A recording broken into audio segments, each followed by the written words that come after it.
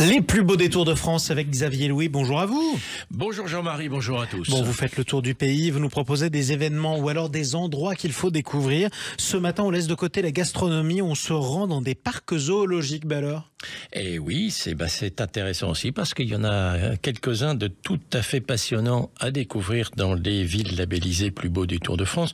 Je pense notamment au zoo de la Flèche, qui est un des 5 parcs de France. Il paraît qu'il y a de très drôles animaux dans le zoo de la Flèche. Oui, d'abord, il y en a beaucoup, 1500 animaux sur 14 hectares.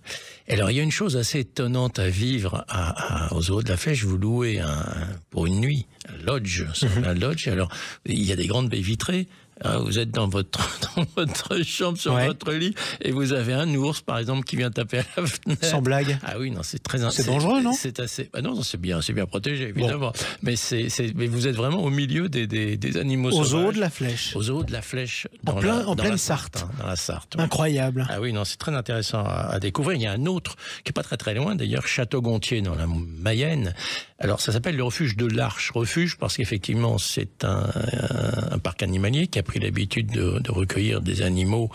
Il y a un très beau lion. Il y a également tout un espace pour les singes qui est assez passionnant à voir. Et d'ailleurs, c'est pas un hasard, c'est devenu le premier site touristique de la Mayenne, ce département, Château-Gontier. C'est un succès. C'est une très jolie ville par ailleurs. C'est très beau, il faut le dire. Bien fleuri, voilà. Alors très vous avez joli. Aussi des zoos qui sont un peu moins traditionnels, c'est-à-dire... Oui, alors il y en a un effectivement que j'ai découvert assez récemment, c'est l'exotique parc de l'Escar. On avait parlé de l'Escar qui est à côté de Pau, dans les Pyrénées-Atlantiques. Dans le Béarn. Et là, vous pouvez découvrir notamment le plus gros anaconda de France. C'est la femelle Nessie. Rien que ça vaut déjà... Nessie, c'est le surnom du monstre du Loch Ness. C'est bien trouvé. Oui, c'est tout à fait bien trouvé. Mais il y a des tortues, des piranhas, sympathiques animaux, plus sympathiques des perroquets et des flamands. Oui. Très, très, très beau. Et alors, il y a une initiative originale. On peut inscrire les enfants pour des après-midi graines de soigneurs. Alors apprendre ce que c'est que le métier justement de soigneur d'animaux. Vous enverriez pas vos enfants soigner un anaconda quand même, Xavier. Anaconda peut-être pas, les flamands oui, pourquoi pas. Oui, ou les perroquets.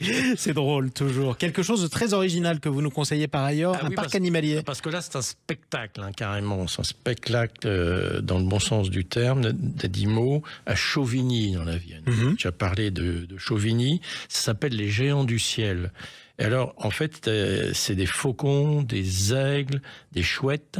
Il y a même un balai de cigognes et de nombreuses autres espèces, notamment d'oiseaux, qui évoluent pour le plaisir des spectateurs. Alors, on survole justement cette cité aux 5 châteaux, que je vous conseille vraiment d'aller voir, Chauvigny, dans la Vienne. Écoutez, voilà, pour le détour, en tout cas, on verra si ça vaut le séjour.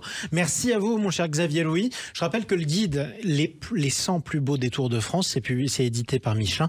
Ce guide est disponible dans les offices de tourisme des villes labellisées. C'est offert, exactement. C'est offert et vous les retrouvez dans toutes ces villes sur plusbeaudétours.com. Voilà, tout simplement. Sur Cicérone. Bon, écoutez, bonne route. On vous retrouve demain, mon cher Xavier Louis. À demain.